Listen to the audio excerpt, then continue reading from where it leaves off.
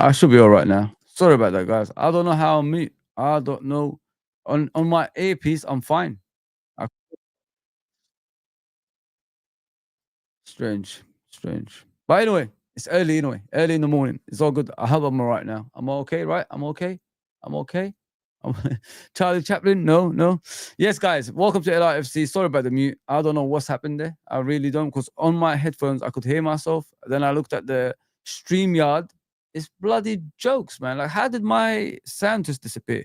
So going forward, I have to look at the sound here. But big up everybody, man. Do me a favor, guys. Hit the like button, subscribe, and all that good stuff. Lots to discuss today. We've got to discuss, obviously, Isak and the Liverpool game that's coming up against Newcastle. We've got a few injuries, unfortunately. So we're going to go on, obviously, watch Arne Slot's interview in regards to the game. And then we're going to go to the transfers and what's next for Liverpool Football Club. I'm sorry I didn't come on yesterday. I meant to come on around 10:30. I was too tired, guys. You know what I mean? Just finished work and it's difficult for me. So I thought like I'd come in the morning. Whenever I wake up, I directed at 11 o'clock. But I thought, come on as early as possible to prolong the show.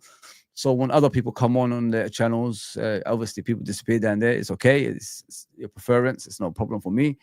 We'll have a longer show, if you know what I mean. So yeah. There's a lot of stuff. Obviously, Rodrygo's Liverpool interested in. Of course, Isak. Eze is going to Arsenal instead of Tottenham. Lots of stuff. Alan Shearer talking shit again, as he always does. I'm fed up with Alan Shearer, people.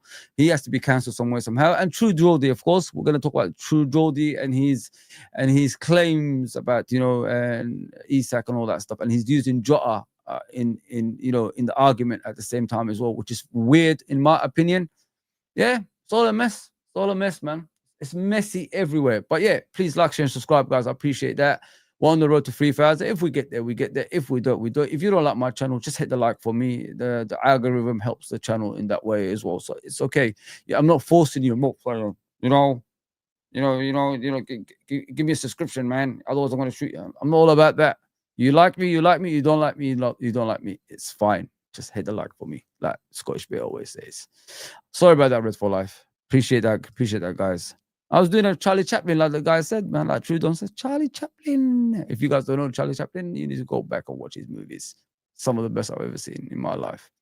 I love Charlie Chaplin. We haven't heard anything since you came on after the intro. Sorry, man. Sorry. All right, guys. We're going to go to the press conference and then we're going to discuss it as it goes along. It's going to be a long show. My last night shift. I'm going to be on holiday after that.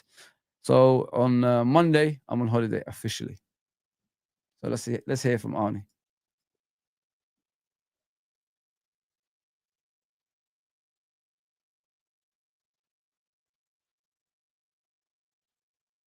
Pause.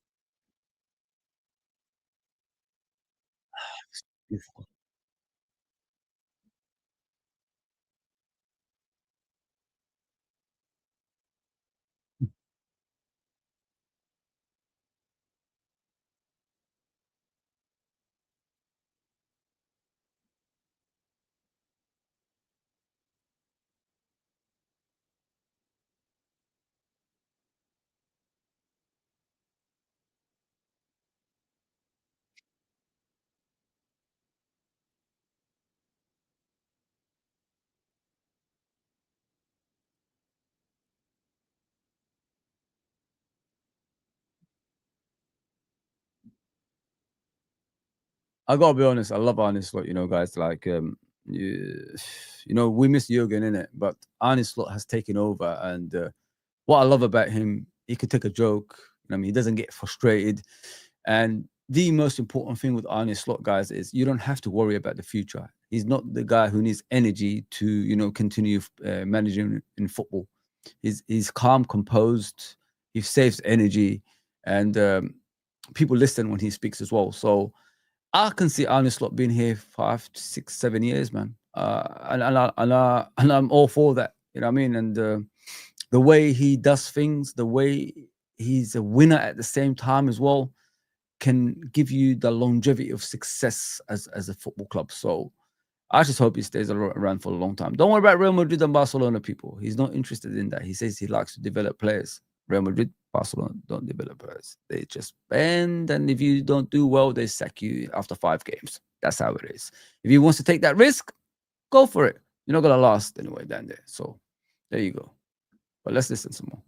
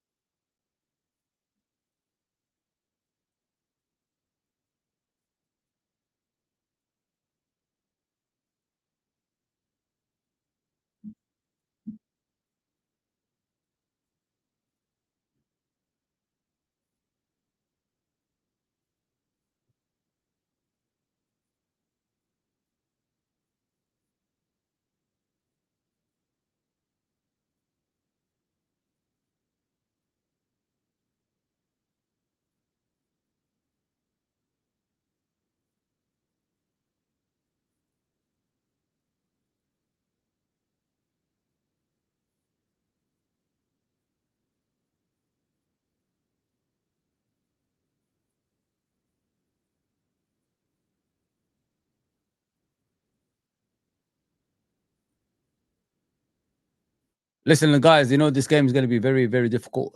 Obviously, I think it's supposed to be in the weekend, and they change it over to the weekday. So, Monday night football under the lights. And we're hearing Newcastle fans saying injured Liverpool players around social media. I hope you guys screenshot that, because if Newcastle players go towards our players, you know, try to intentionally injure our players, so we could have a bad season, as we did similar actually to the season we won the league. And the next season, obviously, Van Dijk and Thiago were out for months. If you know what I mean, I think Van Dijk was out for the whole season. So these things can happen, you know, when a fan base trying to rile up their players to, you know, do damage to us, it's going to be a long season. So I just hope Liverpool and Newcastle before the game calm the players down some way somehow, so nobody gets injured. And you know, and we don't want to see an ACL injury like we did with Van Dijk against Everton. And you know, you saw what Richarlison did to Thiago in that game as well. So yeah, we don't want to go through things like that. So I just hope everybody screenshots those Newcastle fans, what they're saying about our football club, try to injure our players. And if we see something like that happens in the game, we've got evidence of, you know, things like this does happen in football, and we could just share it with the whole, you know, the Premier League and everybody else, because it's not allowed, man. That should not happen in football, things like that. Yeah, I mean, okay, Liverpool went to Newcastle, club to chat to them. They said they're not interested. We walked away. We haven't bid since. So why are we getting the blame for what's happening at your football club? The player wants to leave. It's nothing to do with us. You know what I mean? You're hearing, we're hearing like we're unsettling Isak. Why? Isak already wanted to leave a year ago. He already told you guys when you didn't give him the contract that he wanted, that he wants to leave. And apparently you agree with him. So that's between you and him. So if you're trying to injure our players in that game, we've got a problem then. There's always more games to come. So you got to be careful the way you going about things. So I'm worried, guys. Like if the fan base is riling up their players, trying to get our players injured, and you know what could happen, possibly like that season after the Premier League win, you saw what happened to Van Dijk. We couldn't even retain the title anymore. We had to buy Kabak and Davis. Come on, guys, like that's a joke, absolute joke. Oh, no offense to Kabak fans, but you know what I mean. One didn't play for us, and the other one played, but he wasn't even good enough. So we don't want to go through things like that. We don't want to go through things like that. Let's just put it there. Just squash it before it starts. Yeah, big up on the chat, man. Appreciate you guys. Yeah, keep coming, and I'll read it out as soon as, you know, Arne slot finishes. My Libby reads some now, actually. As we go on. Sorry about the silence again. Rodrygo is possibly easy with Isak. Rodrygo loan with obligations to buy. Man, if we don't buy Isak, yeah, Charlie Chaplin. If we don't buy Isak, this is what I've done for Isak, guys. Convict. That's Isak at the moment. He's a convict. Oh man, yes. Fozzie, look at your chat. I know. I was just doing something at the time. Appreciate that, my guy. Appreciate that. Yeah, just keep coming with the chat, guys. I will read it. Big up, tough sir. Hope you're okay, my guy. What you're saying, just hope Mr. Slot don't burn out managing a top side like Liverpool. Nah, he won't burn out, bro. He's different from Jurgen. Jurgen needed energy, and you saw Jurgen. He was different.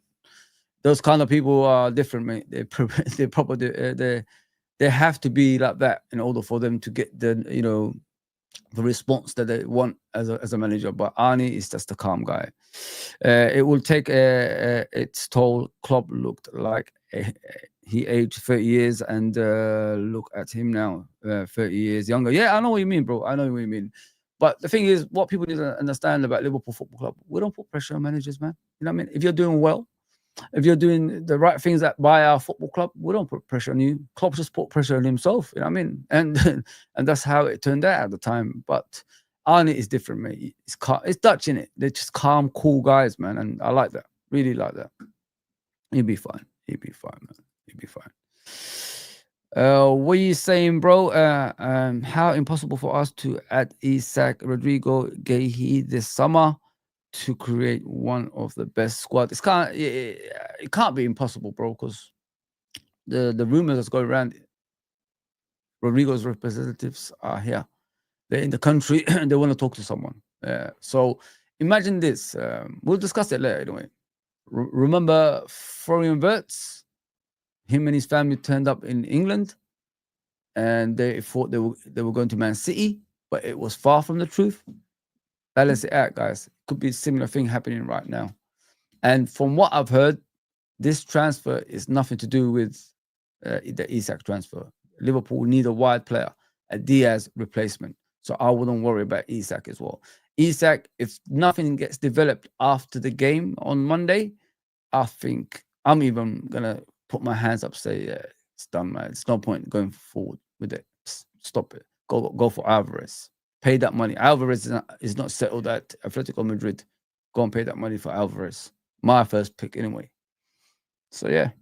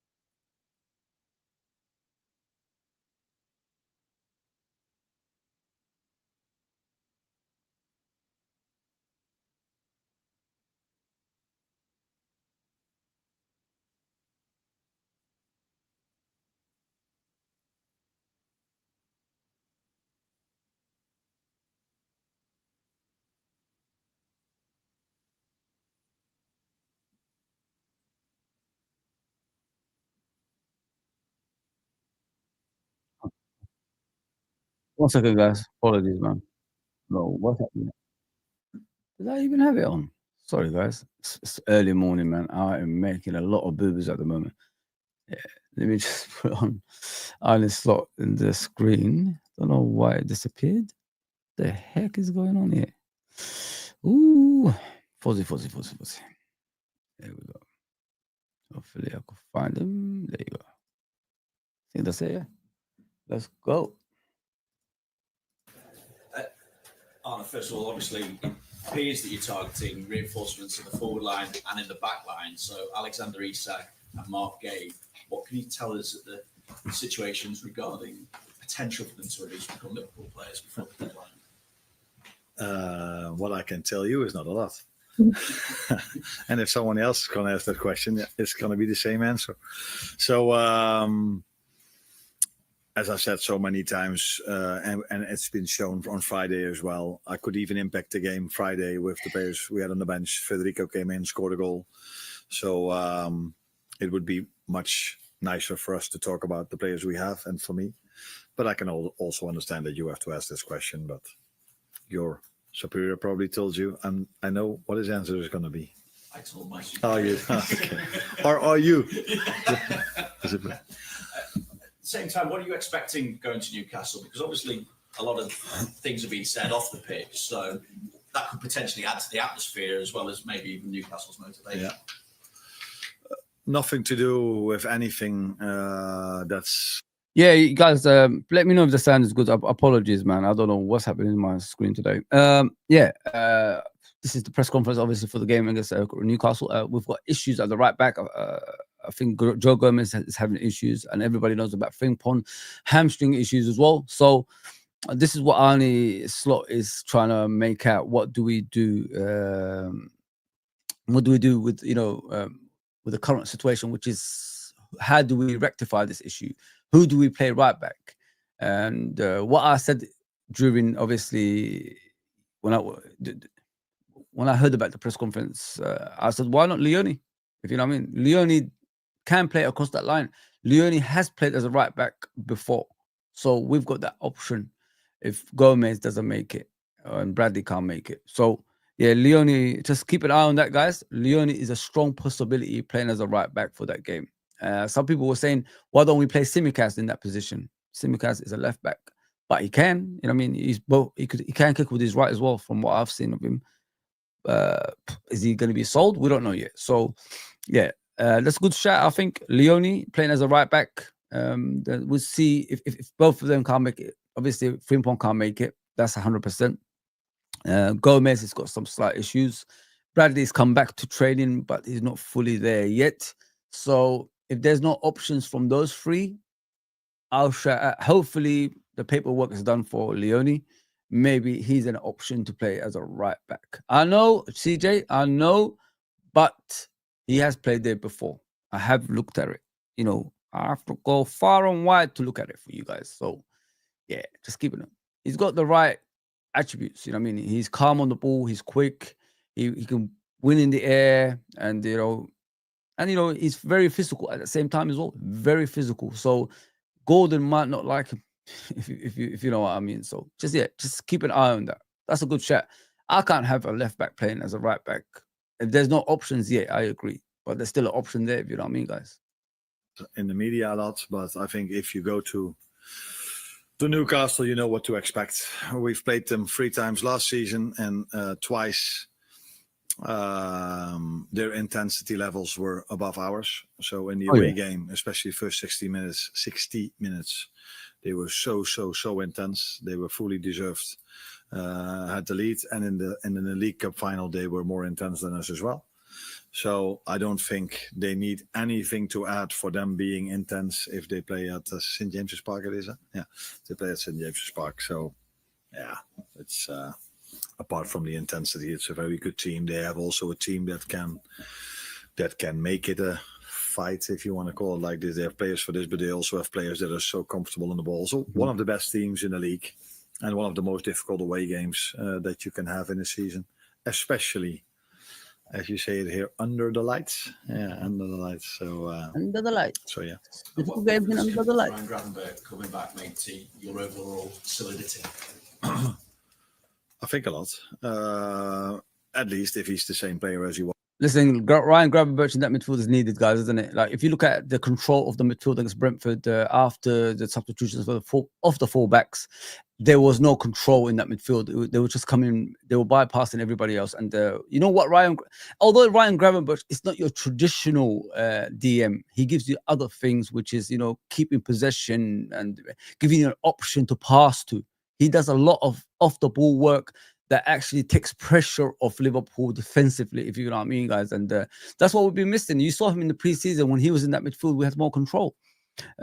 So McAllister playing there again, it was going to take him time because he hasn't played as a DM for a long, long time. And having Szoboszlai and McAllister, 2 technical players in that defensive midfielder role, it was always going to be, a struggle, in my opinion. But listen, Gravenberch coming back, going away to Newcastle, we'll be all right, man. We'll be all right, I think. As long as the physicality ain't no, disaster from Newcastle end, especially their fan base, what they're saying about, trying to injure our players and all this stuff to stop us from winning the league. It's kind of weird, you know what I mean, with Newcastle. We've never had problems with Newcastle. Still, I don't think any of us have problems with Newcastle because, you know, the two clubs had a great relationship down the years. Similar fan base, you know, passionate about the football. Players, managers, we, you know, exchanged and all that stuff. Legends play for, you know, manage both teams, play for both teams. So they even robbed us with Andy Carroll, like I said before. They gave us Andy Carroll, who was crooked at the time, for 35 million, a club record at the time as well. So we forgave them for things like that. We actually didn't point out things like that. But they're giving us all this nonsense because of rival fans telling them, don't sell Isak to them, otherwise it's going to be over for the Premier League. That's why they put in their, you know, shoulders up thinking they are Billy Big Bollocks, but they're not, man. You got rich owners. Your club is not rich, you know what I mean? Because you can't spend the money that your owners have. So relax with that stuff, man. Know your role and shut your mouth, as The Rock used to say. Know your role and shut your mouth and know where your lane is. That's what you need to do now. Stop listening to rival fans that's trying to, like, you know, get into your business. Sell the damn player. Convict. He's a convict at the moment. So, yeah, there you go. There you go. Sell him, man. Sell the guy. Sell the guy. Was last season. That could help us a lot. If you just simply look at the second goal we conceded, they could just go from one side, from the 18-yard box to the other side, without being attacked, which was smart because Virgil and Ibu needed to go back because it was a 4-versus-2 situation. But I think if you look back at last season and everything, single time he played, Ryan would have been in that position. And for him not being there, and us playing with very good players, but very attacking-minded players, that, for example, hurt us in that goal, and that wasn't the first time where we lacked a player in that position in the counter-attack for the other team. So, normally, if he brings his normal level, it would definitely help us to have him back again. Well, just a word on the fitness of the squad. Is there any news about Frimpong and Bradley's fitness? Yeah. Connor trained for a few minutes with us today for the first time. And medical team was completely right about Jeremy to tell me that I had to take him off because he's out till the end of the international break. And that happened in the game. So I think I got criticized a bit by taking him off, didn't I? Yeah. And I've already said immediately after the game, this had nothing to do with how we played, but that we felt that he had an issue in his hamstring. And with we, I don't mean me, but the medical staff, and they were completely right. So good call to take him off. Otherwise, he would have maybe been out for longer, and we expect to have him back after the international break.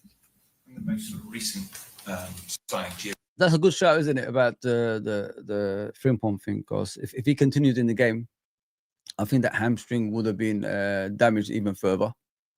And then he's going to be out for a long, long time. So we got lucky in that one. So he's going to miss the international football. With me, I don't care about international football. I'm sorry, guys. I know that a lot of you guys love international football, but I don't think international football, it is what it used to be. You know what I mean? And it will take a lot for me to go back and watch international football. I don't enjoy it. There's too many of it nowadays, and it disrupts the Premier League. It disrupts the Champions League. We need to find a balance for them to play not a lot of games somewhere, somehow. You know what I mean? Because it's frustrating. It's frustrating. In the old days, you know, international football was everything for us. You know what I mean? I remember we used to watch it in BBC One. You know, Desmond Lynam, Jimmy Hill. You had Alan Hansen and Gary Lineker. That's how it used to be. And Trevor Brookins, as I remember. We used to just watch international football and highlights, and it was enjoyable. But nowadays, it's just too much of it. Like this nation league, this you know, unnecessary friendlies and all this stuff. It's not worth it. It ain't, because it prolongs the players playing, and not only that, they will pick up a lot of injuries. They're only human at the end of the day, guys. We can't have them playing too many games that will give them a long-term injury, if you know what I mean. So they need to find a balance with the international football. There's just too many of it. And now we had that FIFA World Club Cup. Look what happened to Musiala. I mean, look at the players after that coming back, you know, different and all that stuff, tired and picking up injuries all over the place. It's too much, man. Too much football. It's not good for these guys. They're only human. Like I said, They could only play a certain amount. They need a rest. They need refueling. But nobody looks into that. It's crazy, absolutely crazy.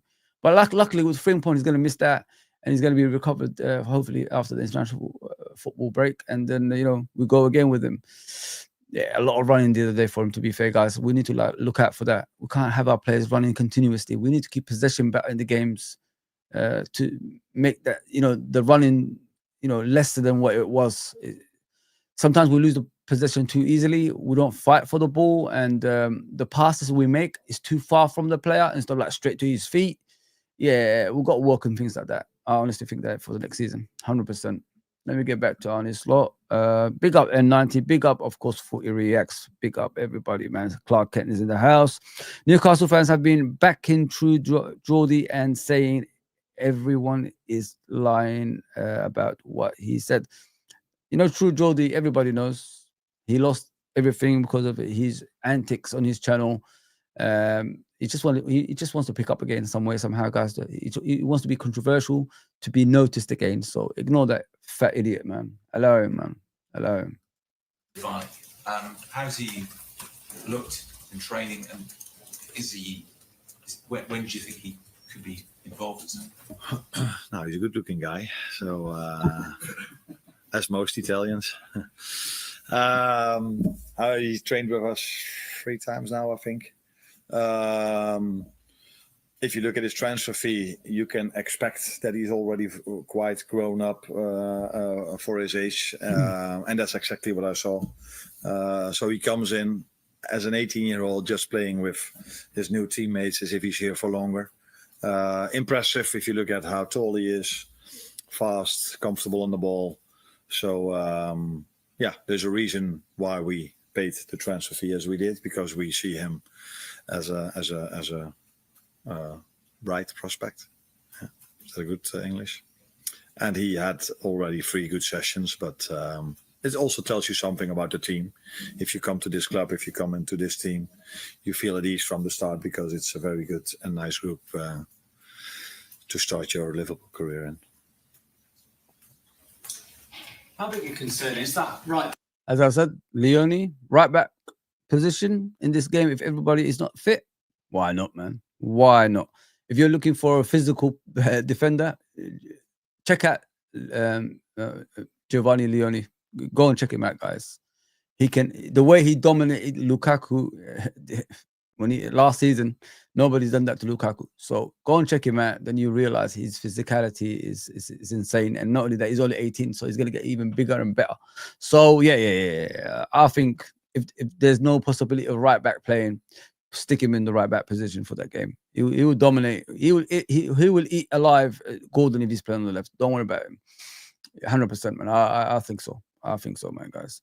Tafsir says that you can see Joe Linton that is doing one of our players. He is dirty as fuck. Yeah, 100%, bro. Yeah, but the thing is, there's always another game in it. There could be another cup game. There could be another, league game. So if they're gonna go like that, the next time it will be in our home ground. So they gotta be careful, man. They gotta be careful. That's all I can say, because all I'm hearing is, they're going to do us in this game and all this stuff. There's always another game. So just be careful, man. Be careful. Back area for you now, because you mentioned Conor Bradley doing some training. Joe Gomez has had his injury problems as well. Now Jeremy Frimpong, all of a sudden it looks like you were well stocked in that area, but are you concerned about the fitness and how sort of the records have been with the others that might be fit? No, Jeremy has a very positive injury record. Conor has been out once or twice last season. Yeah, these things happen in a season. We only have at the moment 2 injuries. Unfortunately, it's 2 for the same position. But the good thing is that some other player can play in that position as well. Wata played in that position for a few minutes. Dominic Szoboszlai already played in that position. So there are other options we can explore. Joe Gomez is definitely one of them, but for him to already play 20 minutes, that was already quite a lot. I wouldn't say he had a setback, but he wasn't able to train 3 days in a row completely with the team, which is completely normal if you're out for so long and all of a sudden the manager needs you for 20 minutes. But he's training with the team, so let's see where he is on Monday, if he can be involved in the team or if he can even start. But there are other options we have as well in this position. It's just, you cannot prepare for 2 injuries in one position. It would be stupid for us to have 3 fullbacks or 5 left backs, although we have 3 left backs at the moment. So we're unlucky that the right fullbacks are injured. Yeah. And you briefly mentioned it before, Chiesa, what a moment for him coming off the bench to get his goal against Bournemouth. Do you see him as having a bit more of a role to play this season? I know injuries hampered him last season. Do you think he'll have a more significant role in your team this time? Yeah, if he's more available, then he has already more chances to impact our results or his playing time. So yeah. But then it's about him staying as fit as he is at the moment. So I see a totally different Federico now than through large parts of last season, which is completely normal because he missed out on the whole pre-season and then comes into a Premier League rhythm in terms of amount of games and in terms of intensity. So he's in a much better place now. And as we can all see, when we needed a goal and I looked at the bench, I only had him and Rio, a 16-year-old, as attacking options. So, yeah, for me, although Rio did really well in pre-season, it was quite a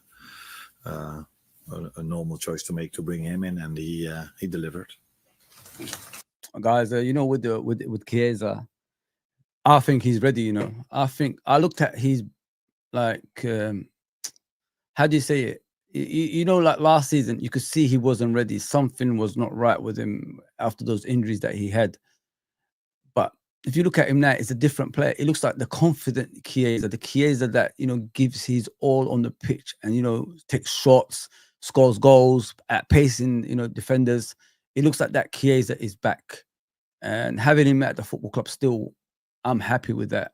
In normal circumstances, when you got the likes of, Ekitike, Salah, Gakpo, Wirtz, Soboslai, McAllister, Gravenberch, along those areas, and Chiesa on top of that, that's a dream come true. You know what I mean? The Chiesa that we know, the Chiesa that was worth over 100 million not so long ago, that's a dream team. You know what I mean? And he looks like, from what I've seen of him, his attitude, the way after the game, he celebrated his goal with the staff, and especially Arne Slot, the way he went and hugged him.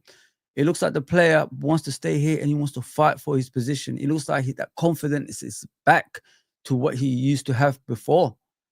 And the finish, like when Jamie Carragher said he mishit it, you're not a striker, bro. Just stick in the back, man. Stick in the back. He meant every touch of it. He only had one touch, but he meant it. He meant to put it in that corner of the goal. So yeah, guys, it's great to see Chiesa doing what we wanted him to do last season, and all your support is what actually got him here. Is what made him stay here, and he could be the difference in the season as well. He could play right across that pitch, right wing, as a 9, as a 10, as a left-sided player. So if you have all that in one player, that's to your advantage, isn't it? You could actually, change games when things are not going right with players like that. So yeah, man, many more games for Chiesa. That song ain't going anywhere. I was thinking of passing it to someone else if he left, but we could hear them crying in Turin and staying, man. There you go, people. I'm happy. Let me put it that way. You obviously don't want to talk about. Sorry, guys. Let me just rewind this a bit. Let me just go to the chat. CJ say, would you take a draw on Monday? At this stage of the season, a draw could be a fair result, but we've got to keep the winning momentum going still, bro. Especially with their deficiencies, without having a striker at the moment. So, and they haven't bought a lot of players either. So getting a draw, it's not good considering what players they put on the pitch. Let me just put it that way. Yeah, that's how I see it. But I think we should get the 3 points. Get the 3 points. Akon convict. There you go, bro. We can't. Okay, we can't hear that. I think you can now. Anyway, it's all good now. Yeah, we can. Sorry, guys, but I don't know what is going on with me today. What you saying? There is no. I know. Porsche, what you saying? What the heck is this? Okay. Rodrygo is coming, bro. It's coming. I got it for you guys. Don't worry. Ruben Diaz just signed a new contract with City. Great is shit, man. I'm sorry, guys. Like, I don't know how that guy got player of the season. He's rubbish. With that Kyle Walker, that defense is horrendous. They missed that pace that used to cover them up. Now they get exposed every week.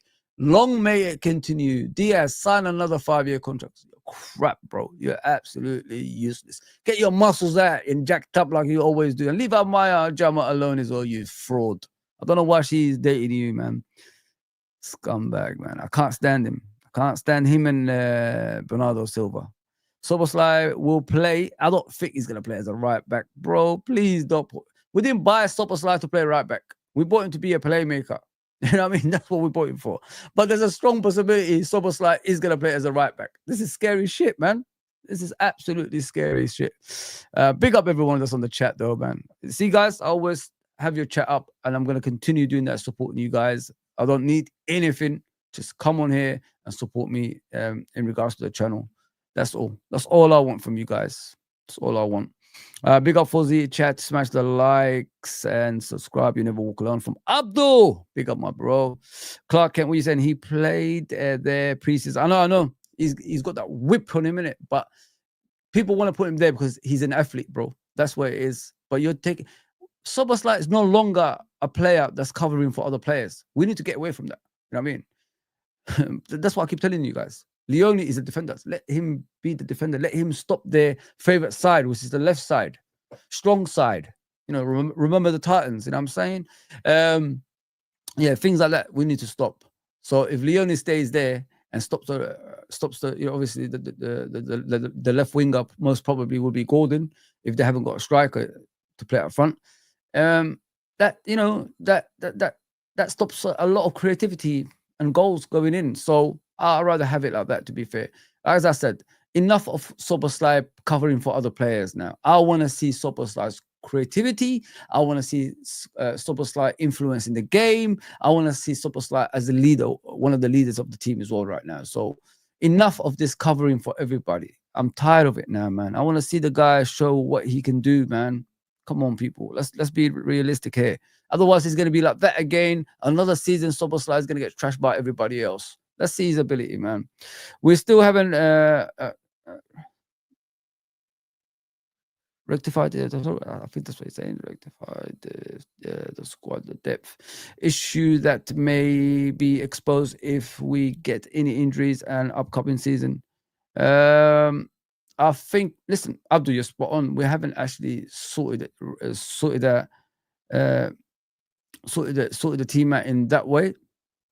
Because when I look at it from the point of view of squad depth, we've decreased. We haven't increased. We increased in quality, but we've decreased in depth. So if you're looking at last season and this season in depth wise, this season is even worse. And Arne Slot even said it. So yeah, we have to sort it out. We have to sort it out. If we don't, in the next week and a half, I think this transfer window goes on for. If we don't sort that out, we're in a mess, man. And the scariest part of it is Arsenal are strengthening. We're not. We're still like dwelling on Isak. You know what I mean? And then the season could be long, man. Could be long. Leone right back. I know, bro. I know. Soboslai's 100% online for right back for 2 matches. I don't think so, bro. I don't want that, man. I really, really don't want that, man. I want to move away from that. Big ups, Anfield Irishman. Big up, my brother. I hope you're okay. I hope family is good. Big up, John Conway's in the house, my brother. Big up, MM, of course. I'll come to your comments, guys. Keep it coming. We will continue this track. I'm enjoying it. I am enjoying it. You obviously don't want to talk about specifics in terms of players coming in, but you mentioned maybe that lack of options in terms of attacking players coming on. Is it going to be a busy couple of weeks in terms of adding to your squad depth before the window closes? No, I don't think so, because then I should be unhappy with the squad we're having, and I'm very, very happy about the squad we are having. So I've always said maybe having 2 per position is ideal, but I prefer less than more, because you have to disappoint so many players every single time for them not even being in the squad, let alone not playing. So. Did you say that? So yeah, really happy with the squad. But as always, if we think we can improve in a certain Disappointing players. Arne, come on, man. I supported you for a long time. Stop that now. Stop that. Last season, we could have won the Champions League and the Premier League. Why we didn't win it? Because you didn't have the depth of the squad, mate. Everybody was tired. I can't do with that. Stop saying things like that, man, because people are going to start believing what you're saying. We need more players. Come on, relax. Relax with that, man. Relax, Arne, man. We need a small squad. What are you talking about? That didn't win us the Premier League. So that didn't win us the Champions League last season. The players were tired. Come on, bro. Come on, my guy. Don't let us down like that. position, and there's a player available that can really make us better, which you could see with Giovanni Leoni. It's then this club has always shown that they bring these players in, but only if everything is what we want. So the right transfer fee, the right player, the right position, and the player that wants to come to us. Hi, Arne. You've spoken previously about the difficulty of changing so many players in the starting 11 and perhaps the influence that has maybe had on some of the defensive structures. It's rare to have 10 days between games in the Premier League, even at this stage of the season. How helpful has that been to be able to get more time with the players on the training pitch and maybe kind of drill some of the structures a little bit more? No, of course, it's helpful. But we did have a good preseason. We had 6 weeks. Compared to last season where we only had 2. Yeah, we had 6 weeks as well, but only 2 with most of the players. So we've had our time to train already, and I think that's also what you could see against the Bournemouth game, because it was, if you look at data, running stats, it was the most intense game that is played in the weekend. So that tells you that our match fitness is where we want it to be, and where we need it to be if you need to go to Newcastle, by the way. But it's also clear that in preseason, that's what I said, I mixed up lineups, and then it's quite normal that you don't see every time the right connection between some players or some lines. But that was already very good against Bilbao, and okay to good against Palace and Bournemouth. Another thing about having new players in, I noticed that against Bournemouth and in fact in the second goal against Crystal Palace, they all came after double substitutions in quite soon after making double changes. So is maybe getting used to the reorganising and getting used to some of the demands for those new players, is that maybe going to eradicate some of those issues as well? Now, most changes I've made in the game are due to match fitness, and players were not available in the whole preseason. So Hugo Ekitike, for example, that I took off twice, needs to make a step from Bundesliga to Premier League, and missed out a part of preseason. So, and you want to keep him fit for the upcoming games, weeks, months as well. It's the same with McAllister, who was not able to start, in my opinion, yet against Palace. But I think he needed playing time. It's the same why I started him against Bournemouth. Was he already on the top of his level? No. But to get there, he needs playing time. So I had to take him off. Now, I just spoke about Jeremy, who comes from a different league. And so, yeah, you need to take this into account, although that's sometimes difficult for a fan or a pundit, because they're like, you need to win this game. Yeah, we need to win this game, but we need to keep them fit for the rest of the season as well. And we do have players on the bench that are equal to the ones that start. So then you need to use your squad. So I see it as a coincidence that we've conceded our goals after the substitutions. Yeah, it was a strange substitutions. I'll tell you why. Because you take off the two full-backs, you put on midfield as a right back, it ain't gonna work. You know what I mean? That's like the opponents rubbing their hands together. You know what I'm saying? So that's what we didn't want Bournemouth to do. Unfortunately, they did. And Robertson looks off the pace. If you look at him in the first goal, running back, the way the player, Antoine, innit? I can't say his surname, so sorry about that. Scored that goal. He scored 2 goals, of course, in the game. Sorry, guys. So the way Antoine outpaced him and got to the ball to score that goal. Alisson nearly saved it, by the way, as well. If you look back, guys, he got a hand to it, but it just went through his hand. It wasn't good, man. It didn't look right. The balance just shifted towards Bournemouth in that game at home at Anfield, where we supposed to be, you know, on point with everything. Yeah, the substitutions was just awful, guys, in that game, to be fair. Apart from the Chiesa one, of course. I remember Carragher saying this is a crazy decision getting him on, but look what happened. The rest is history after that as well. Yes, I think, listen, you can make mistakes in the first part of the season, but there will be some stages we've got to like stop that, cut that out, get the clean sheets back on a regular basis and all that stuff. So it's sad. One game in, two goals conceded already. It's not good, is it? It doesn't look good at all. But yeah, it was crazy. You know, when you took off the 2 full-backs, not replacing them with 4 backs, especially in the right side. Yeah, it was always going to be a disaster, because that's where the Bournemouth players were attacking during the game, and obviously got the 2 goals. Yeah, so we've got to work on that. We've got a lot of work to do on that stuff as well. But before the transfer window shuts, we need some signings, man. ASAP, some signings, bro. This small squad thing didn't work last season, and it's not going to work right now. Big up Footy Reacts. Please go and subscribe to my younger brother, Footy Reacts. He is amazing. Don't miss out on him. Let me just put it that way. And N90, of course. Both of these youngsters, to me, some of the best YouTubers out there, up and coming now. So don't miss out on them, please. What are you saying, Abdul? If these refs are not good enough, there will be more issues with referees in the Premier League. Well, the first game showed it already, bro. You know what I mean? Like, a guy is purposely stopping another guy going through on goal with his hand. Not even a yellow card, bro. I mean, they got the free kick, not Liverpool. They got the free kick. And it's a worrying sign, because, you know, that insurance, the David Coote insurance, is no longer there now. Now they're going to do some dodgy stuff towards Liverpool Football Club. Just watch the space. I know many of you don't believe me. It's okay. It's okay. But just watch this space.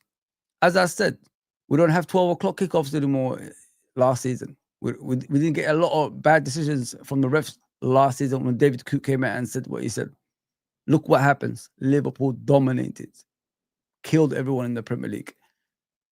But when they screw us, we can't do, you know, what do you call it, head-to-head titles, because we always come up short at the end.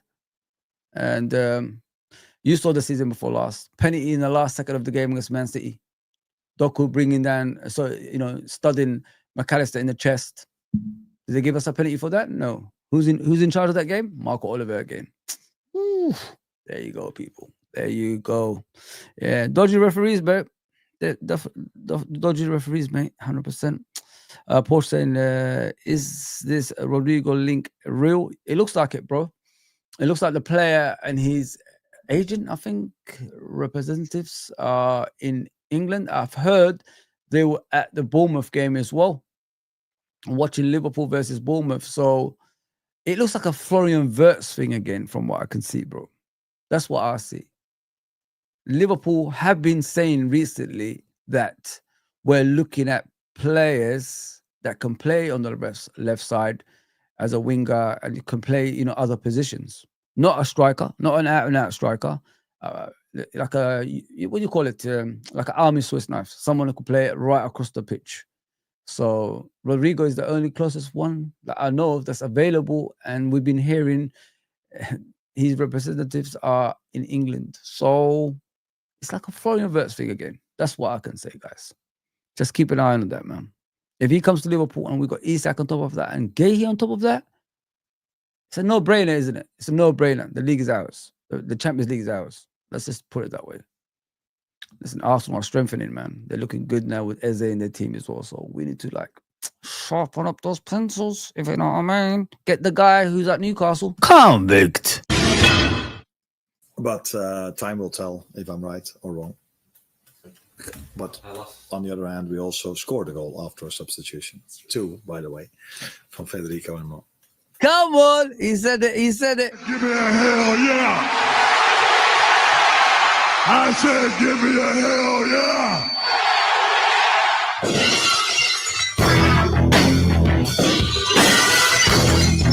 He said it. He said it. You know, Chiesa coming on and changing the game. Come on, Bella, Tutti Frutti.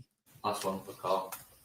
Hi, Arne. You've spoken about Newcastle and how difficult the atmosphere will be there, but as a club, they're going through issues at the moment. You know, they haven't got the transfers they probably wanted. Their star striker is missing. Does that make it easier in a way to go there, knowing that they've got a club with troubles?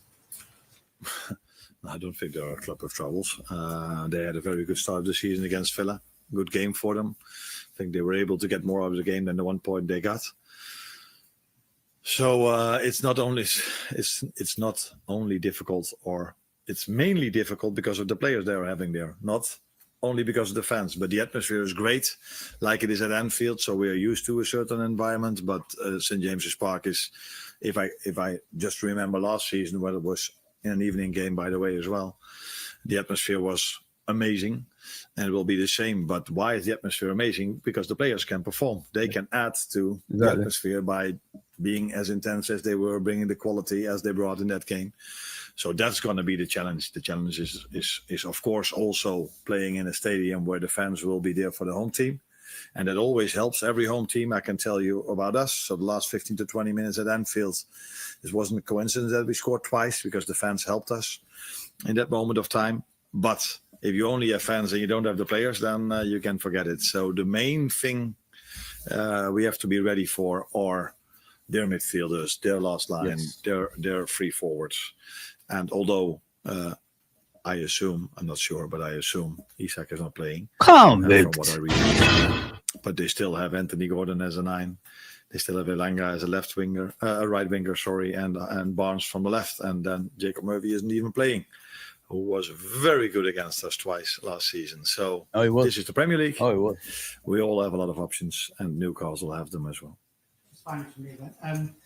You won your first game 4-2. It was a great night. Were you surprised by some of the criticism you got after that game? Did I? What was the criticism? Just in terms of, sort of maybe the way your side approached it. It was people saying you're too open, you're more open than last season, or is that just the high bar that the team has set for itself as champions? Of course, that has something to do with the bar we set. And I agree, we were at moments too open. First goal was, I think, mainly unlucky that we lost the ball in a position we shouldn't lose it. And then we were 3 against 3, which is normally not a problem, but we had a disadvantage to our opponents, Ibu and Robbo. Second goal is definitely being too open. So if all your free midfielders are inside the box, where we're just talking about Ryan, that's too open. So I agree on that. But also the reason why we scored the 3-2, that it was one of our midfielders, Curtis Jones, arrived in the box, what made it difficult for the goalkeeper. Ball fell to Federico. So it's also who we are, but we need to find the right balance by not being too open. But that balance will be better with Ryan. Unfortunately, if you want to judge me or us, we now have to play Newcastle and Arsenal, who are... Ooh, Newcastle and Arsenal is going to be tough games, but get the tough games out of the way in the first part of the season. Then we worry about the rest after that. I think he made a mistake in regards to the substitutions. If you brought on Gomez earlier, I don't think those 2 goals probably will be going in, and because Endo would have been in that midfield, Endo would have probably stopped that attack. Endo is always taking players out. Apparently, Endo he bought a lot of gum shields for the players for Monday, from what I've heard. So they got a lot of gum shields, you know what I mean? So expect that, you know what I mean? It's going to be a war apparently on Monday. So Endo got a box of gum shields for the players to get ready for the game. Yeah. I can see, like I said, probably someone says Szoboszlai. If it's not me, if I'm not picking the team, probably Szoboszlai is going to be the right back, because of his athleticism. He's an athlete. That's more possibility from there end. But I'll go for Leone for his, composure and pace, power, and everything like that, physicality. I'll go for Leone to be the right back. But I can see Arne Slot probably putting Szoboszlai as a right back. Don't forget, the most dangerous side of Newcastle is the left side. So if we haven't got a good defender on that side, it's going to be a long day for us, and that's what we don't want. But thank God they haven't got a striker out front. You know what I'm saying? Convict. Normally, teams that are going to be above Bournemouth in the league, so it's even harder to play against them. But with Maka being back, with Ryan in his normal position, I expect us to be even better prepared for the counter attack than we were in this 2-2 moment, because I've watched the game, I think, twice back, and I don't think there's, apart from the 2 goals, where there's, especially the second one is a counter attack, I don't think there were many other counter attacks from Bournemouth. But yeah, if it leads to a goal, it's of course a big story. And for us, conceding 2, that's too much in a home game. So yeah, that's too open now. Thank you, guys. You're welcome. There you go, people. That's done. Obviously, we've got the Eddie Howe one. I'm gonna talk about that, but let me, discuss it with you, beautiful people that always support me on the channel. Thank you, honestly. But do me a favor, guys. Can you just hit the like and subscribe and all that good stuff? Now I'm gonna be chatting to you for a bit. Then we go to Eddie Howe. I've got a few things on Twitter, which is transfer stuff, and then I'm gonna be off ski. I've got few more shifts, 3 more shifts, then I'll be free for about 3 weeks for you guys. I'll be doing it consistently, night and day. I'll be here. Don't worry, people. Would you play Verts against Newcastle? Oh yes, I would, 100%, my brother. Oh yes, Verts will cook Newcastle, guys. No worries of Newcastle midfield. Porsche says, I agree with you, bro. Yeah, I agree with you. Let's go. Yeah, hell yeah.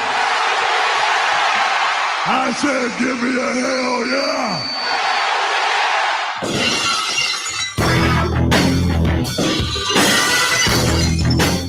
So let me share with you, before we go to the Eddie Howe press conference, what I saw from this lunatic fat boy. Sorry about no wait. I'm talking about specifically him. I was a big boy once. It happens. I mean, but this guy just pisses me off. I can't believe he's got the platform to criticize people again after what happened to him last time. I mean, it's weird. It's kind of strange, letting people like that.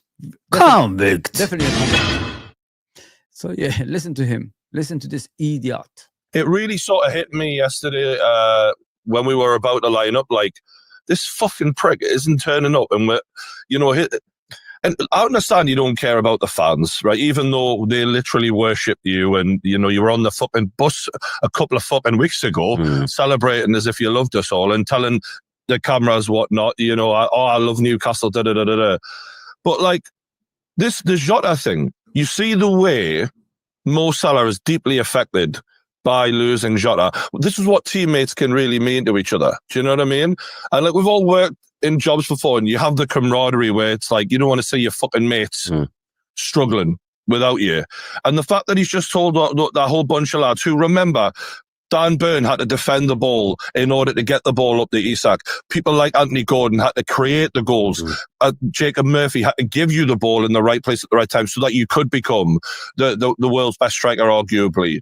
And to just say, nah, fuck you lot. You might have helped us, but fuck you. Go and fucking struggle away at Villa on your own, because I don't give a shit. That just did something to me in my mind, because I thought, you know what, that's how... Look at KG, Man United fan, you see? Look at the rivals, you know what I'm saying? Look at the way they're all in agreement with this guy because they just want to destroy Liverpool Football Club. That's what it's all about, guys.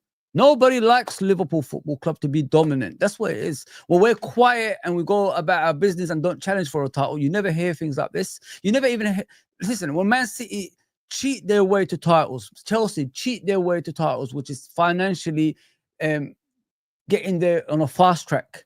Nobody says anything. Liverpool did it in an organic, fair way. We don't have no oil owners, oil merchants, owners. We don't have that. We just got FSG. That's all we have. And we're still like challenging for a league title. Shouldn't that be the motivation for other teams to be like us? If you know what I mean, do the same thing. Like, it's not impossible to challenge with these money kings. Shouldn't you be supporting a team like that? Okay, we're gonna overtake them on titles and all that stuff. Understandable to a certain in a certain way, but other than that, it's like, the way people are coming out and just trashing us every single time. Well, we're the fair one, but look at Newcastle. Now they've got money. They think they could treat players anywhere they want. You know what I mean? Like, put Isak on his own. Let him go and train his own. Some people are saying put him in the reserves and let him rot there. This is the power Newcastle have now compared to Mark Ashley days when they were begging for everybody's, help to get him out of their football club. It's crazy, isn't it? It's crazy. Two-faced, mate. That's why I say no. Going forward is Liverpool and nothing else. I ain't feeling sorry for no other club. Liverpool, next time when Everton are fighting relegation, make sure you put your foot on their head and let them get relegated. Please. Don't do this foot off the gas thing to keep two Merseyside football clubs in the Premier League. I'm tired of that, man. I know we do that by purpose sometimes. I know that. I'm not stupid to it. We're not asleep to it. If Everton get relegated, so be it.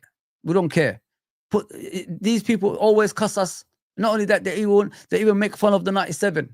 Enough now. Enough, man. No more. Just concentrate on your football club. You only. Outside distraction don't matter.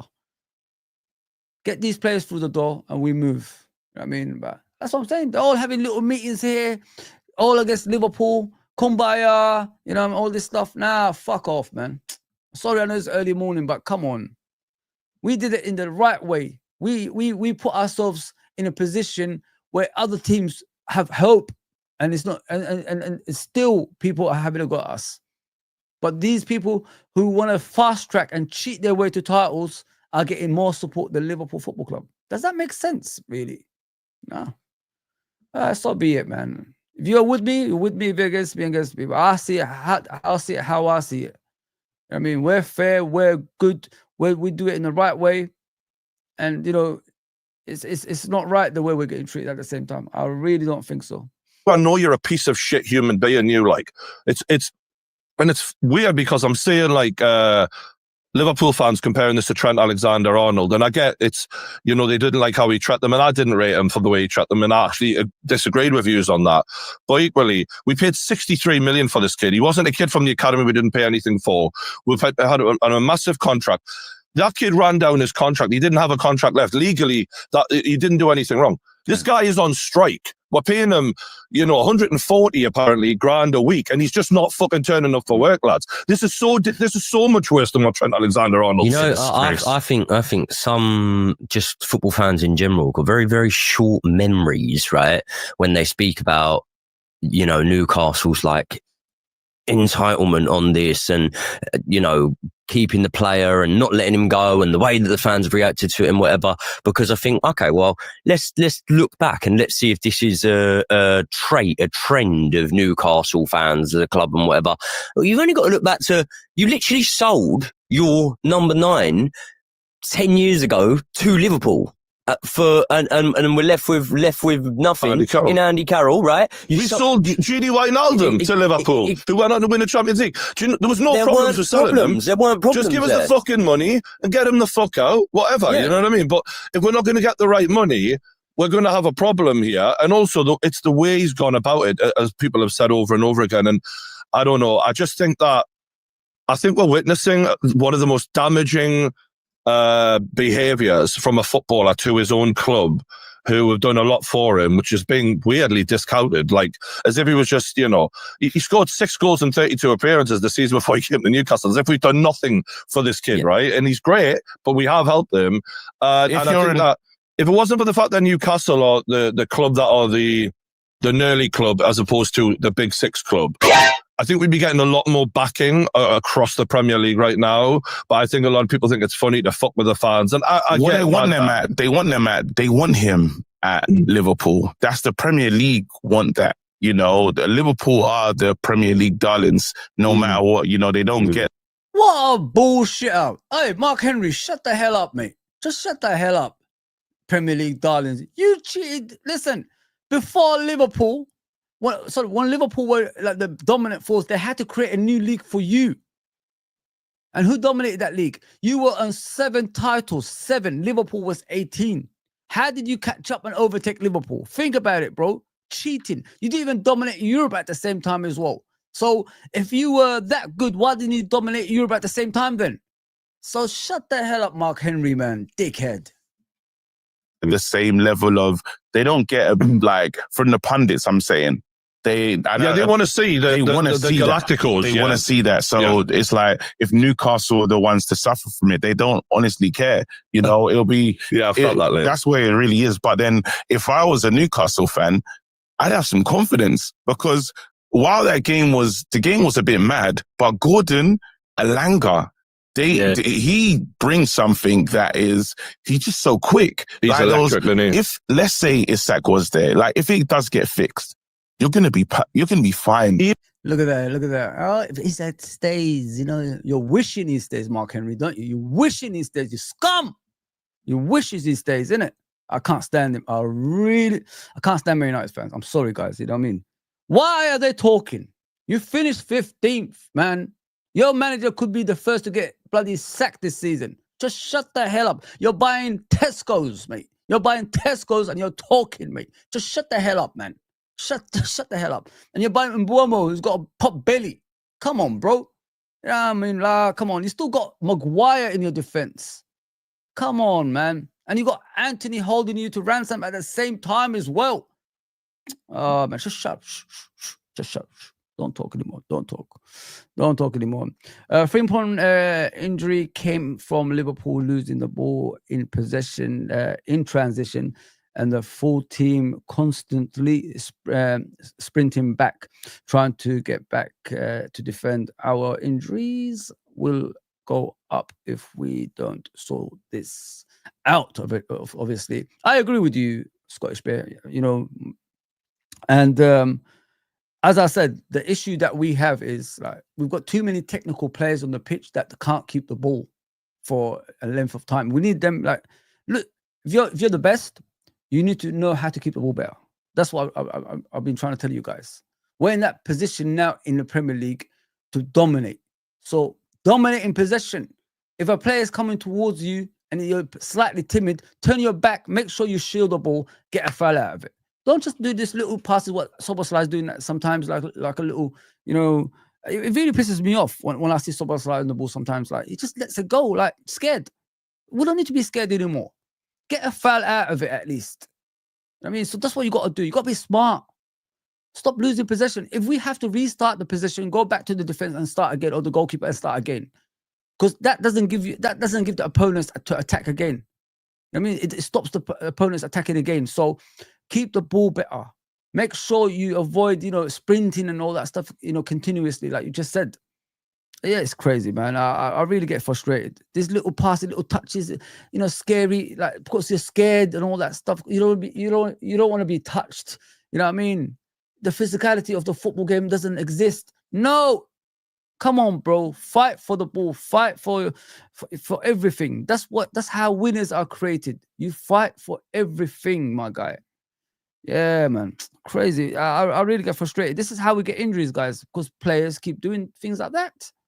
They keep being scared, like Szoboszlai, and give possession away. We get counter-attacked, and they score a goal. We don't want that, man. Big up You Never Walk Alone, bro. Big up, my guy. Please subscribe to his channel, You Never Walk Alone Fans TV. This guy is amazing, guys. Skysaw as well. A very, very lovely guy. Please subscribe to his channel. Gratefully appreciate if you do that for me.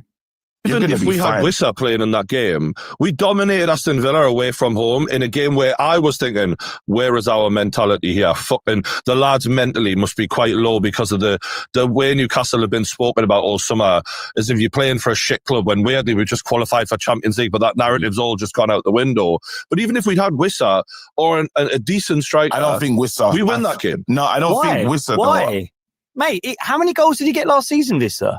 No, but then there's a different. I'm not going to lie to you. 16 shots to 3 kg. We were absolutely dominant. I watched the game. The game. It was you lot played really good football, you know. And what happens is it kind of reminds me of us, where we can do some good build up, but we get in front of goal and we're pricks. We had 3 wingers though. We didn't. We still have to sign 2 strikers if we're letting Isak go, or at least 1. I actually rated the way that Eddie Howe set up with you yesterday. I thought that he made the best out of what he could do, and I think that there looked like if there was time to develop that sort of front line, it looks like it could work what is the world coming to when Chelsea and Newcastle fans are speaking like there's something?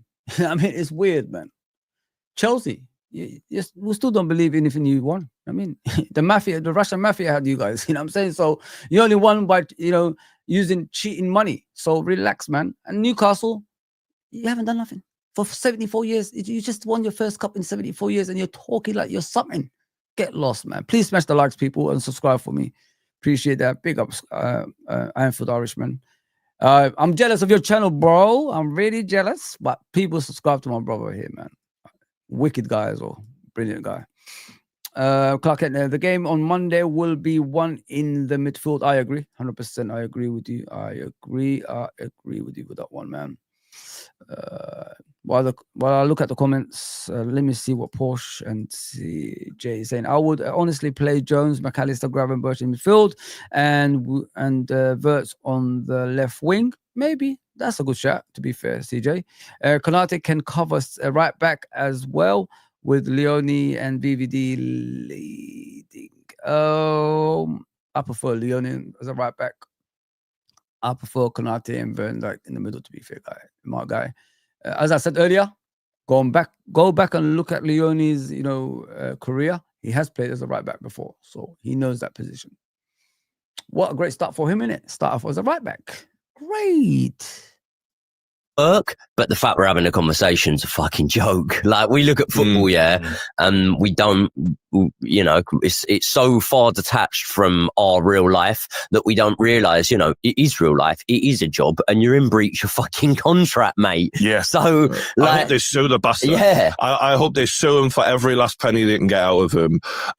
One thing I did notice is Anthony Gordon and Big Dan Burn gave interviews, and they both talked about the togetherness and about how. And I think Dan Burns' exact quote was, "Nobody did any of this on their own." And I thought to myself, yes, it's nice to hear that. It gives the fans something to feel like, because we don't know if they're all understanding of it or if they're feeling let down, but it just made me feel like you're not impressed with it.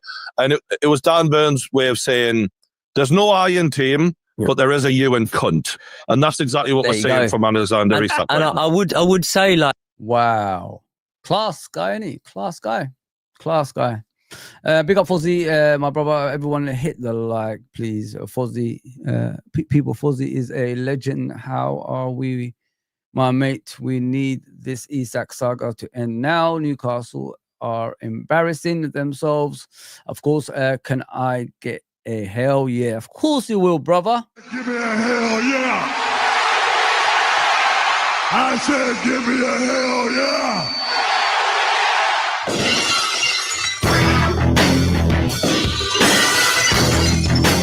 And to that, this is for you, Scottish Bear, by the way. If we go to Tuesday and this Isak thing hasn't ended, this is for everybody. I want it to end, guys. I want it to end. I'm done, man. I said it to you guys before. I'm all about Alvarez, you know what I mean? But nobody took my side. Dave, what are you saying, bro? Sob will be right back on Monday. Oh, you guys, man. You guys. I'm Sobos Live. True Drody is basically British. Oh, God. There we go. Mega. He's full of anger. Of course, steroids. We know that already, man. And he hates. Listen, bro. I don't want to get into that, but we know what he's all about. I don't want to say much into that. He got done for racism in regards to Muslims or something like that. It's kind of weird because they invite him to Saudi Arabia to do boxing as well. That's why I was thinking, like, why are you being like that? And then he comes out with, oh, my girlfriend is Asian and all that stuff. Nah, it's too late, bro. It's too late. Once you let your colors out, it happens, mate. It happens. I personally think this Rodrygo first. I personally think this Rodrygo first, then Isak starts Tuesday, Gehi next Friday. We'll see, bro. We'll see, Dave. We'll see, my guy. Please listen to my guy over here, Clark Kent. Before he turns into Superman, you know what to do, people. You know what to do. What are you saying, my guy? Even Alexander Isak is good. Okay. All right. Rodrygo is very good. I know that, my guy. I know that. But I think we did this already. I'm just going through the comments, guys. Of course, respect to you guys. And you give C5 go vibe in with the sound effects. I do. I like it. You know what I mean? It's something I want to enjoy with you guys at the end of the day. So why not, man? Why not?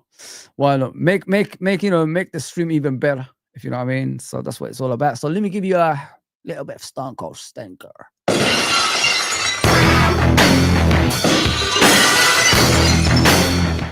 That's for all of you guys. Obviously, sometimes it's different, but when you look at when a club sells their best player, like what Liverpool sold Coutinho for a world record transfer fee at the time, had never won a Premier League title. The season after they sell him, they go and win the Premier League. Yeah, exactly. Like we sell, we bring in Eden Hazard after we win our Champions League. Yeah, a couple of Premier Leagues, but no Champions League. Then we sell Eden Hazard to Real Madrid. We go win the Champions League. Like honestly, I know it like feels shit, and it's just the way that it's like gone. But I do think that what Eddie Howe has built isn't a one-man team. He's something that complements it so well. Mm-hmm. But I wouldn't put it past Eddie Howe getting. I don't think you can pluck something out of thin air to be able to have a player of the quality in the class, but I do think that you can get a player that can deliver you similar sort of numbers. I think they can keep him. I honestly think they can keep Isak, you know. I think, as you're saying, that there's a good thing that you lot mentioned about the Ekitike thing. If you're Liverpool, why are you going to do what you're doing right now? They're going to do it. No, but it's not what it's actually, if Newcastle stay strong and they say, listen, we're not selling them for less than 140, 150. Yeah. They really have to ask themselves, should we do this? You've got Cody Gakpo, you've got Ekitike that can play, you've got Wirtz, you've got Salah.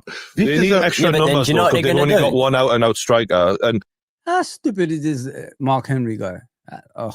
KG, whatever his name is. Dumbass, man.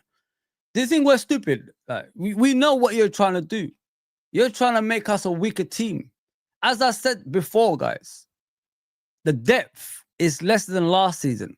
And we struggled last season, even that we won the league. But we could have won the Champions League if we had a better squad. We haven't got that at the moment. And this idiot is talking like that. We need an out-and-out striker. I love Ekitike, but that's the future. He's 22.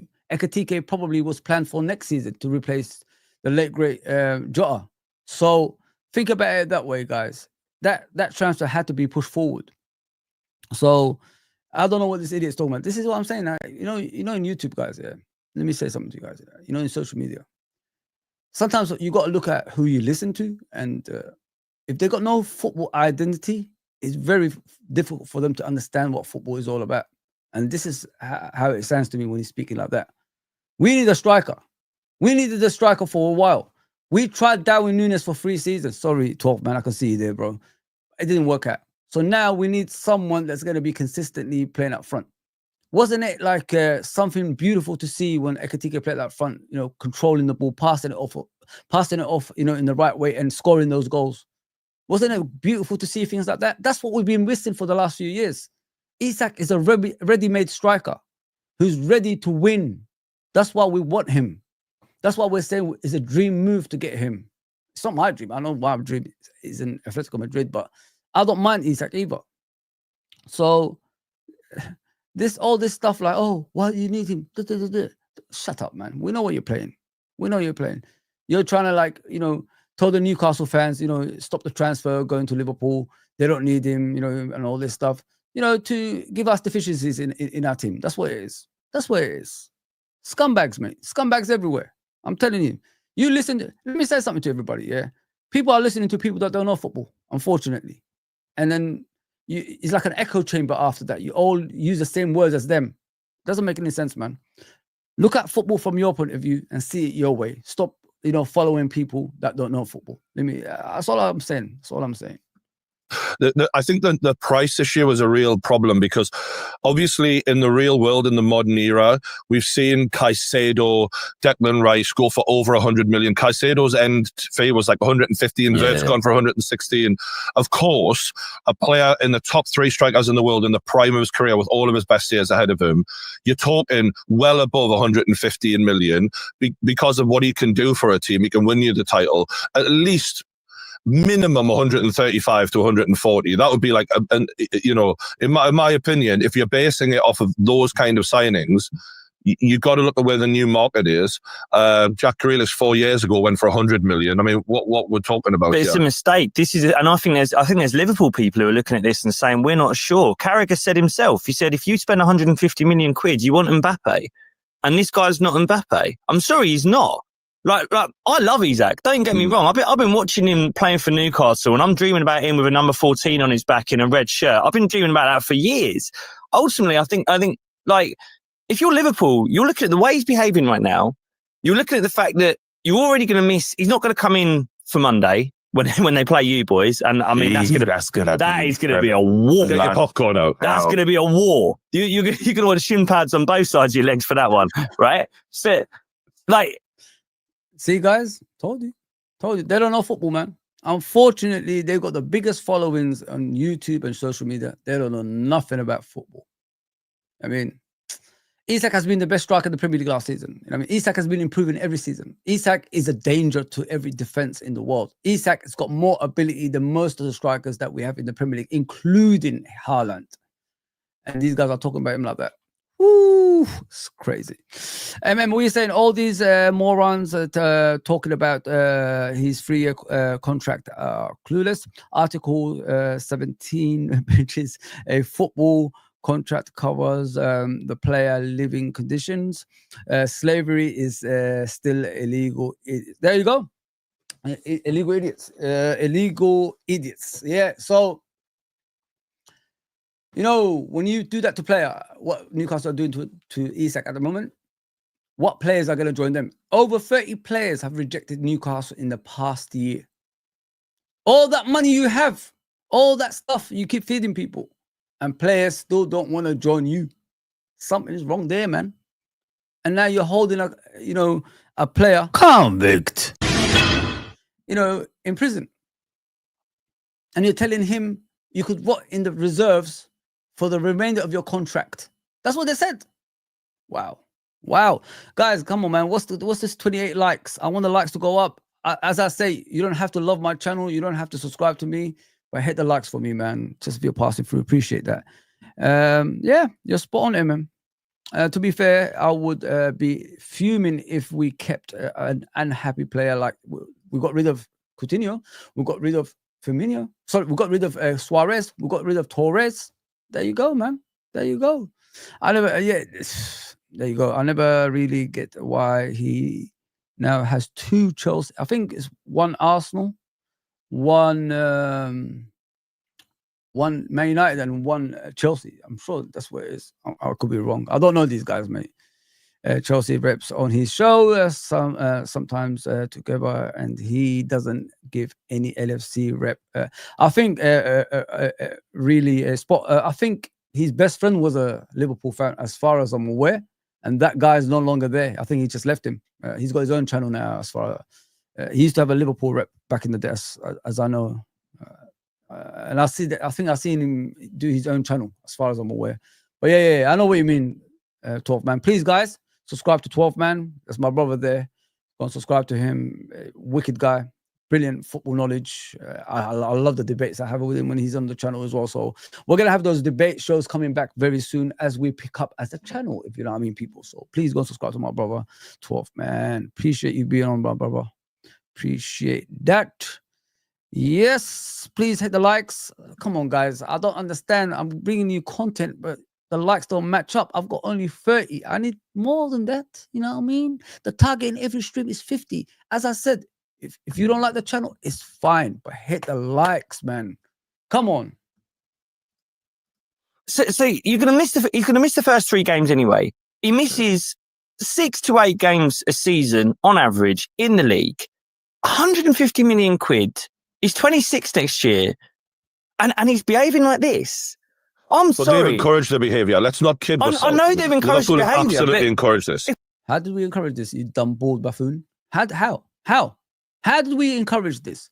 We came to you with respect, club to club talk, and then you said, get out. And we got out. So I don't understand where we encourage this. It's you guys and Isak is the problem here, not us. Idiots, man. If I'm Liverpool, I'm looking at this, I'm going, do I want that or do I want two £75 million players?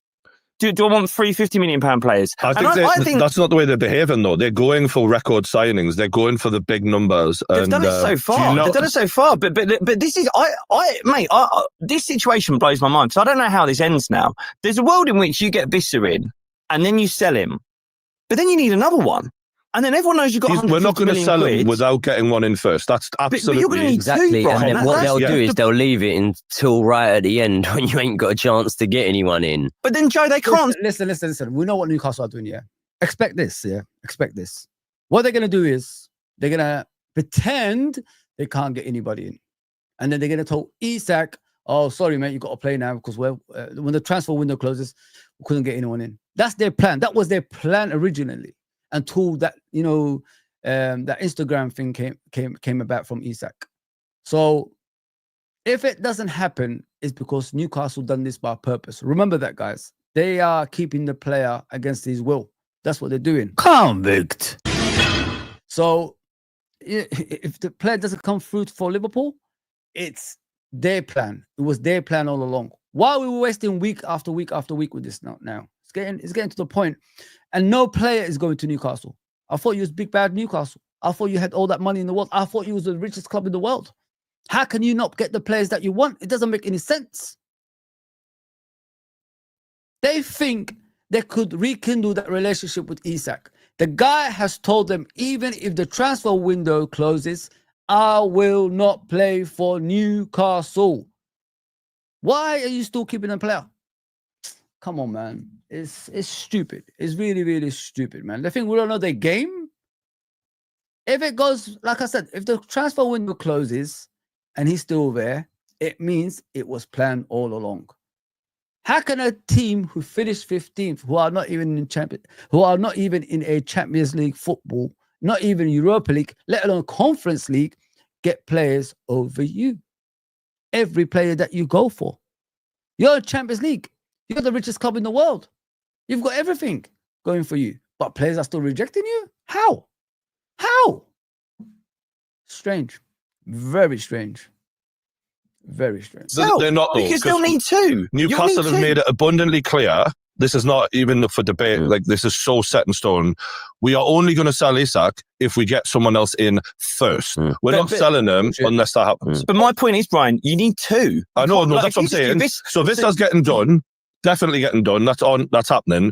And then we need another one. Right. Otherwise, Isak wait, ain't Worcester being a criminal though? Ain't Worcester not training as well? No, he's training now. Yeah, he's okay. training. He's training, but Keith Andrews leaving that. But they've already found a replacement for him.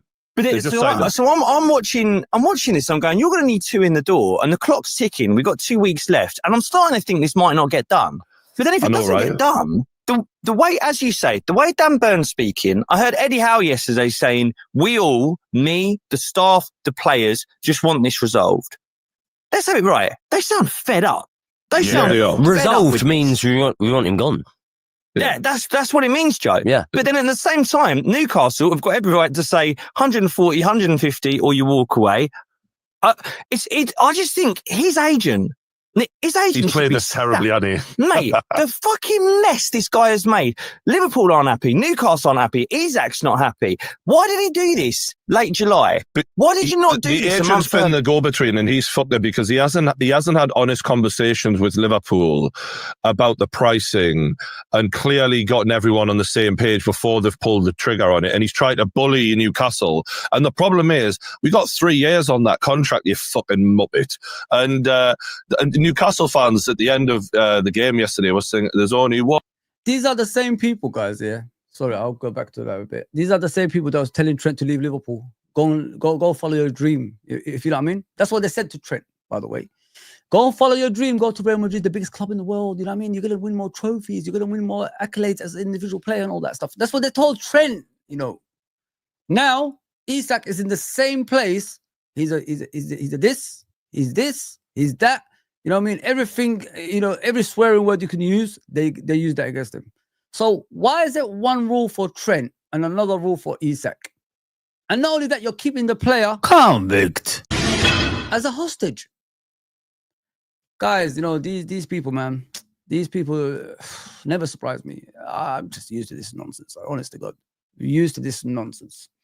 What are you saying? You never walk alone, fans TV. Please subscribe to my brother there. No, it's not a football chat, Fozzy. But who is your favorite wrestler? Wrestlers, old and new era. Mine is Ric Flair. Old era. Rolex, okay, wearing. I know who you talk about, obviously. Ric Flair and all that stuff, and Kane, new era. Listen, my one. When I was a kid, the hell was it? When I was a kid, there's so many wrestlers in it. I remember. So I used to love like Tito Santana. If you guys don't remember, if you remember him, he was a great wrestler back in the day. When I was a kid, yeah, man. I'll go back way back in it. Hulk Hogan, of course, until he became a weirdo. Yeah, Undertaker is my all-time favorite. Undertaker is I like Stone Cold, I like The Rock and all that stuff, but Undertaker, yeah, man. All that stuff, the aura about him, yeah. I used to enjoy it. Yeah, Undertaker is my all-time favorite. But when I was a kid, yeah, Tito Santana, Hulk Hogan, Ric Flair, Sting, all these guys, man, yeah. Ultimate Warrior, of course, as well. Yeah, that's how far I go back, man. Big Boss Man, Texas Tornado. I could go on. The list goes on with my wrestling, you know, memory. There were so many of them. Mr. Perfect, Sergeant Slaughter, Sid Vicious. So many of them, man. So many of them I could remember. Rick Martel in the model. Rick Rude.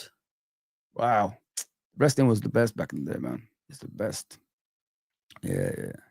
I could go back far, bro. Far.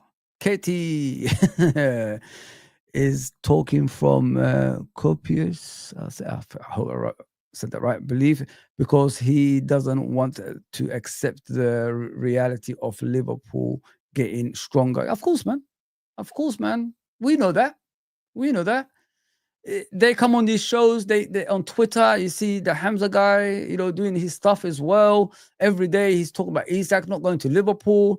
They're all scared, right? They're all scared. They don't want to see a strong Liverpool football club. The only thing we can do is not to retaliate to those people. That's all we can do to make them more upset. Yeah, this is almost finished, guys. They were saying there's only one greedy bastard, one greedy, and also Villa and Newcastle was singing about PSR and the Premier League being corrupt as fuck and that. You know what's crazy? Hasn't got me. I was looking at his clientele. He's got any clients. Yeah, no. He's Jerry Maguire. He's got one guy. This is experienced either, and like you say, he might never get another payday. This is it. So he's It's crazy, isn't it, guys? But I want to show you something. Yeah, I was even shocked here. I never thought I support Marco Owen at anything after what he did to us. You know what I mean? Considering, you know, animosity towards him. You know, some people debate if he's a legendary Liverpool player and all that stuff, even though he's the only player that won a Ballon d'Or at Liverpool Football Club. With that history, it's crazy, isn't it? It's absolutely crazy. Liverpool's history, only one Ballon d'Or winner. That's mad, man. Hopefully Salah will get it one day. So, yeah, he's getting older, isn't he? So listen to Marco Owen, guys, before we get out of here. Listen to it, Marco. But what I don't agree with is all these ex-players coming out, you know, sticking up for the club, sticking up for this, that, and the other, all having a go at Isak. They all would have done exactly the same, all of them. He's not a bad person, and most of the time, it's the football club that actually threaten the player. I've seen it myself. I've been there. I've had lots of friends. On the one or two occasions a year that we hear of, oh, a player's got a bit of power here because he's done really, really well, and now he's in demand. When it's the other side of the story, the whole world goes into meltdown. Everybody comes in and hammers the player and backs the club and things like that. And I've seen it, and I can't stand it because it's a two-way thing. This try to go back. What have you made of Alexander Isak's behaviour? Well, for starters, Steve, the first paragraph there, the door is well and truly open, but Isak needs to decide what he wants to do. Well, he has decided. Which is what? We all know that he wants to leave. Yeah. And that's why he's having this stance. Has he gone about it in the right way? No. And I will not condone a player refusing to. But what I don't agree with is all these ex-players coming out, you know, sticking up for the club, sticking up for this, that, and the other, all having a go at Isak. They all would have done exactly the same. All of them. He's not a bad person. He's not a bad lad. He didn't come into this situation and said, right, I'm never going to train again, you know, unless he would have said to Eddie Howe, if reports are right, he would have said to Eddie Howe towards the end of last season, the opportunity arises, I'd like to go. Who would have thought we'd be supporting Michael Owen, guys? Who would have thought that, man? Oh, man, that guy was one of my favorite players back in the day until he did that shitty thing playing for Man United. But who would have thought? Come on, man. Oh, he's making perfect sense. Oh, about time, you little munchkin. Article 17 incoming 26th of August. The Liverpool will only after pay 30 million, and Isak would pay off his 3 year of wages would be about 18 mil. Look, okay. I don't know much about these things, but yeah, good one, mate. What are you saying over here? One greedy bastard, but they want 150 million. LOL. You're right, bro. You are spot on. Kind of weird, that, isn't it? It's kind of weird as well. Like, you know, Newcastle, the richest club in the world, are begging for money. You know what I mean? Why would you care? You get that money back in an hour, knowing your owners. So I don't understand why you're begging for 150. Crazy, absolutely crazy, man. But yeah, let me continue with the Marco Owen, man. I can't believe we agree with Marco Owen, guys. Woo, crazy. To a team like Liverpool, this is a once in a lifetime opportunity, and I'm pretty sure he would have gone about it the right way to start with. But the more and more you're prevented from doing something that you think would be so good for you in your career, the more and more desperation hits, the more and more your agent says, right, mate, the only way you're contracted, the only way, if you're so desperate to play for a club like Liverpool, and why wouldn't he be, then the only way is you're going to have to make some noises. You're going to have to do whatever. Go and see the manager. If he won't let you, you're going to have to refuse to play or whatever. Now, I'm not condoning that. But any player out there that starts saying, oh, you know, this is a disgrace and whatever, and I've listened to loads of them, and I feel like throwing something at the television because I don't condone anybody refusing to play. But what I also don't condone is football clubs themselves, when it's the other way around. When somebody signs somebody on a 3-year contract, they're not doing so well. If Isak was playing rubbish, they might be trying to get rid of him. They'll be threatening him to, right, you're playing the reserves. If you don't go, we want to sell you. If you don't go, I'm going to make your life a misery. Yeah. Nobody remembers all these, Steve. This happens 9 out of 10 transfers. Go on, Michael. Go on. Listen, I know you guys hate me saying that, but come on, man. He's right. There's a time, you know, these teams don't want the players and they drive them out of the football club, even when the player believes he's still got the ability to be the best player for that football club. They still drive them out. So what kind of player say like he wants to leave? You know what I mean? And chase his dreams. Newcastle can't offer him Champions League football. I'm talking about in a sense of winning, or Premier League football in a sense of winning. So he can do that. He's at that age now where he's supposed to be, you know, going to the top. And they're not even allowing him to do that. And they're telling him we'll keep you as a prisoner. Convict. Guys, I don't know nothing about finance, but you two can go back and forth with each other if you want. I like the picture, by the way, from Mr. Max. Is it Mr. Max or 10? He's got John Barnes. I could see that, man. My favorite player, Liverpool player, of course. Yeah, so yeah, it's crazy, isn't it? It's absolutely crazy the way they talk about things. I don't want to go through with the, obviously, Eddie Howe press conference. He still believes that Isak can come back to the team, but he's getting fed up with the situation, he says as well. So we'll discuss it another time. I'll come back tomorrow, maybe around 2 or something like that. But thank you for everyone that's tuned in. As I said, guys, like, why am I always getting short end of the stick in regards to subscribers and likes? I've got 36 likes. I said 50 every single time we come on. That's all I ask for. You don't even need to subscribe to me. Just hit the 50 likes. please, guys. I'll give you my time for free. So give me just something in return, which is free as well. Look at that, people. That guy, give me a hell yeah, man. Give me a hell yeah. I said, give me a hell yeah.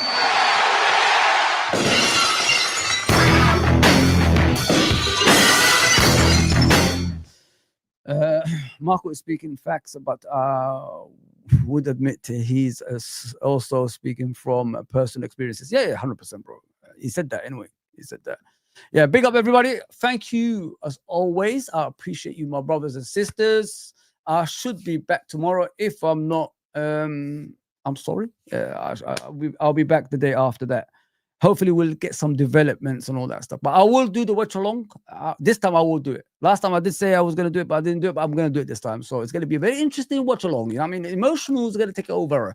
Oh, man. I might get a bit of swearings on here as well. But for you guys, of course, for the master, which is Scottish Bear, that always helps me on here, as much as CJ, as much as Trudon, as much as as much as 12th Man, as much as the Liverpool Cologne, as much as Porsche, as much as everybody, Abdu, everybody. Sorry if I missed you. Everybody, thank you very much. Oh, of course, Genghis, man. Genghis, score prediction 2-1 to Liverpool. 2-1 to Liverpool. We're always going to concede at the moment, bro. Until we sort that defensive side out, we're always going to concede. Big up, Genghis. I know I saw your comment earlier, man. I appreciate you coming on. I haven't seen you for a bit. I hope you're okay, my guys. Edward, big up, my brother. Big up. Oh, let me just see Genghis' comment. He put it somewhere. Sorry about that, my bro. I'm sure I picked up most of your comments, everybody. If I didn't, I apologize. I apologize in advance. To the end of the show, sorry. His boys, hope all is well. Hi, boys. He said, hi, boys. Hey, boys. Hope all is good. Sorry, brother. Sorry, we have said that. Big up MM, big up Porsche. Of course, bro, you should do it. It's a growth, growth step for the channel. What I've realized, even Irishman told me this, like, if you come on every day and keep doing things like this is how you grow. I agree with him 100%. I'm going to start doing that on a regular basis. I want to do YouTube, guys. I want to do it in a sense of, like, you know, supporting our fan base, supporting our other channels as well, like 12 Man, Irishman, Quasi, Ends, Uncle Rods, you know, and all that stuff. So I want to do it in that kind of thing, because this is my hobby now. I've got nothing else left in life in regards to sports, just doing this. So I want to do this on a regular basis and enjoy it at the same time as well. Well, on the road to 3,000 people, please get me to that as soon as you can. And if you haven't liked it, obviously the channel, please like, and obviously the stream I'm talking about, please like the stream, because 50 likes is what we need to get the algorithm going on a regular basis as well. So yeah, thank you. What are you saying, Genghis? Don't worry, bro, relax. Suggesting I'm not gonna go through that style, but thank you very much, brother. Thank you, man. All right, guys, I have to go. See you soon. Take care, everybody. I hope you enjoyed this long show today. I done it for 1 hour, 54 minutes. There you go. Take care, everybody.